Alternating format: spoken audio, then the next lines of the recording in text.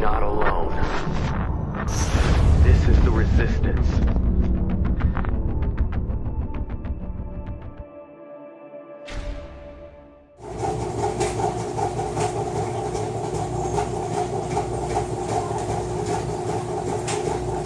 Just when you thought it was safe to press play. Where's the world going? What have we done? Has anybody been paying attention to the money? Hear the petro yen yet? That's happening. Physically, actively competing against the petrodollar. That's where you want your focus. Syria. Oh, third time's a charm, right? Told you it was coming. So, what have my people been doing?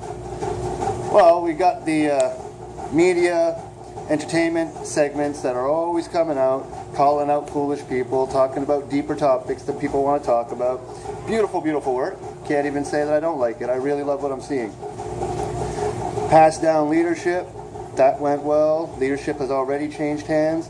That's awesome. So we have proven that we are not a dictatorship.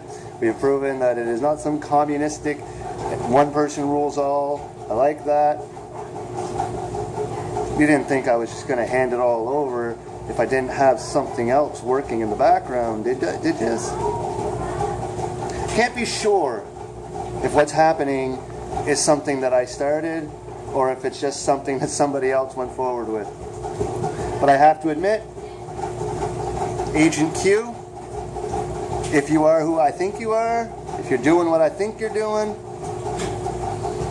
man, I told you it would take you a while to get there. I told you it would take you a while to get to the files that you wanted, right? Now you're there. Now you see the files. They've killed people like you over this.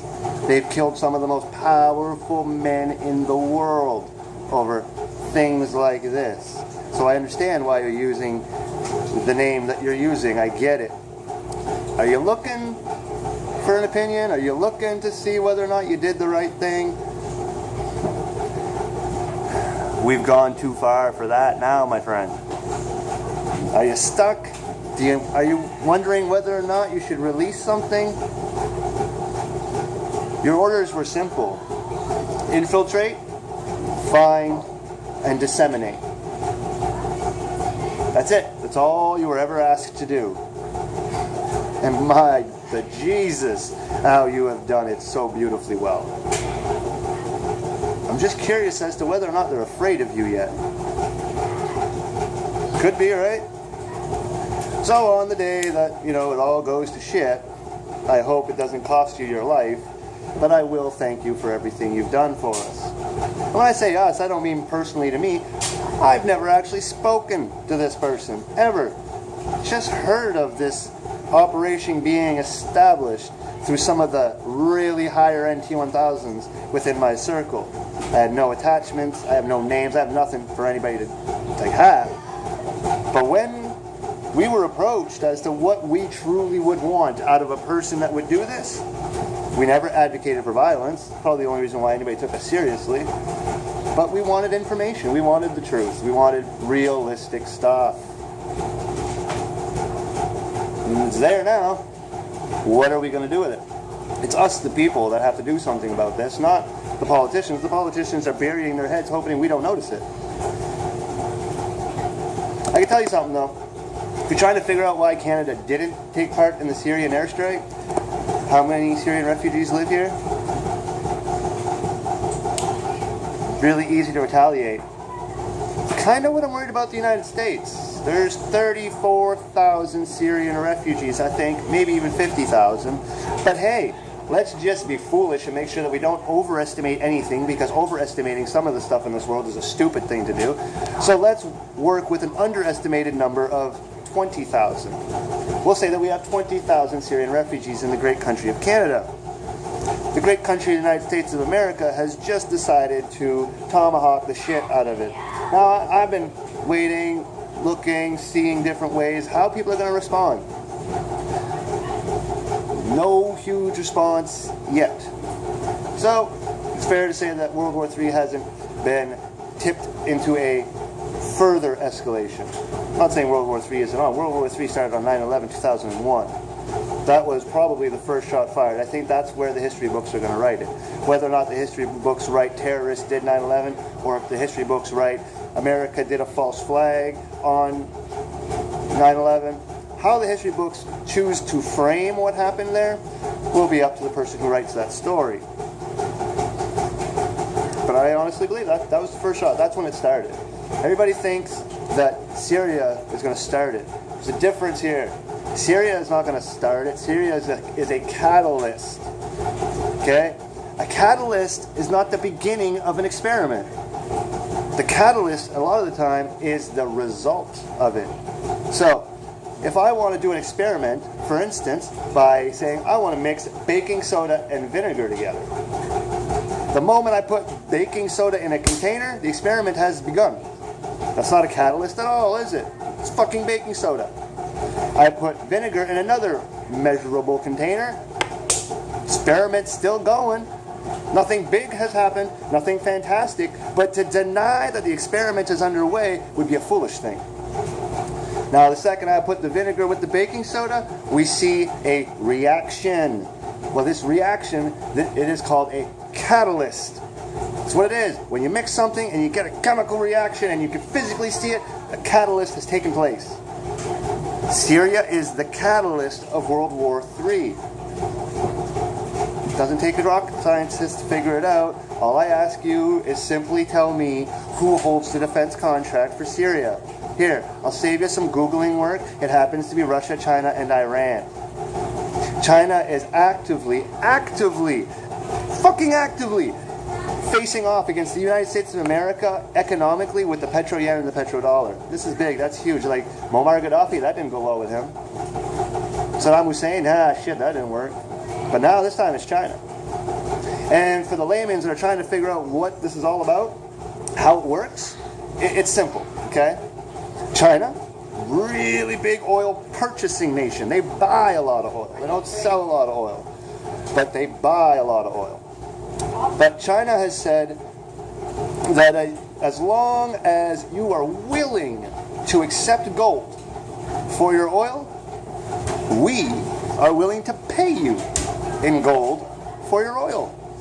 That is what China has said. Now, in the past, Muammar Gaddafi and Saddam Hussein, they said, we no longer take American dollars for our oil. We will take gold. And those two men are dead now. Don't tell me terrorism.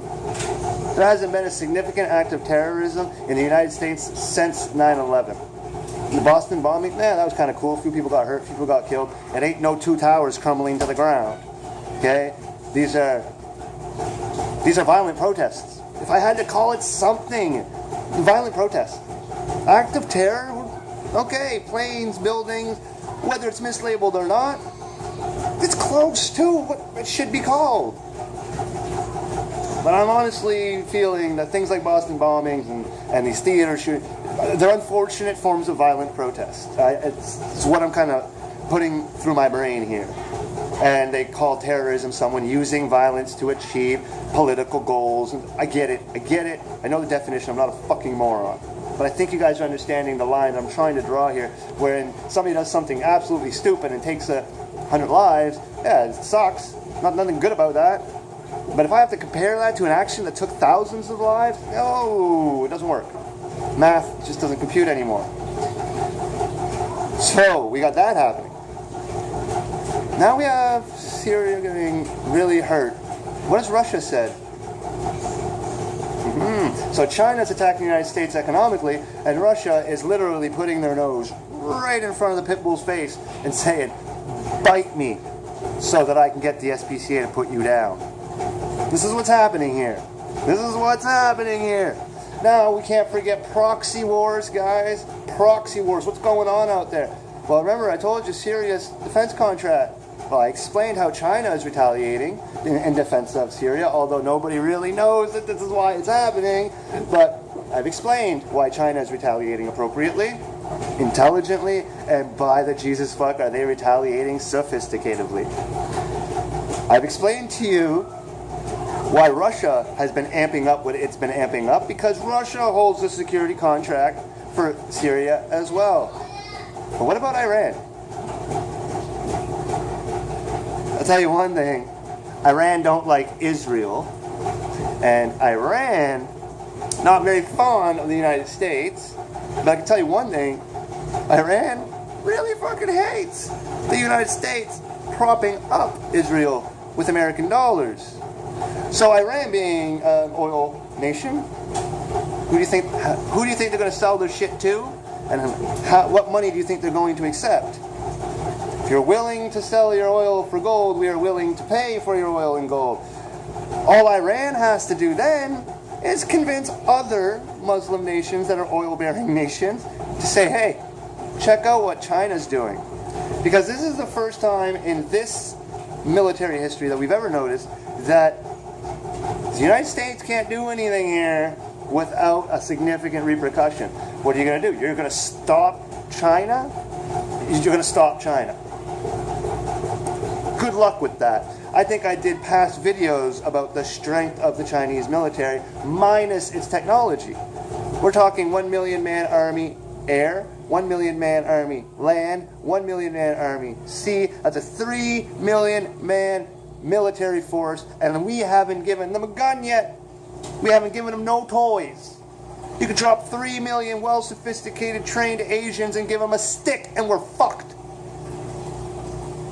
I don't mean to be racist, but you are discussing going to war with the culture who has built weapons forever, that understand war forever. Okay? And that's something that's important to realize about the Chinese, is that the attack from the Chinese will not look the way you think it looks. The Chinese built the Great Wall of China to prevent barbarians from coming in, not to go and invade the barbarians. So you could see an extremely aggressive, defensive economic tactic coming out of China. Mark my words, it's coming. Russia right now has to retaliate. It has no choice but to retaliate for what has happened to Syria.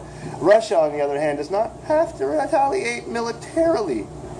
Why people choose to believe that nations must use their militaries to fuck another nation up is beyond me.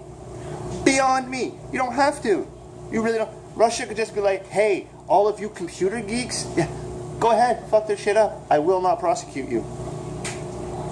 If Russia coordinates a cybernetic strike on the United States and all of its citizens is down for it, goodbye.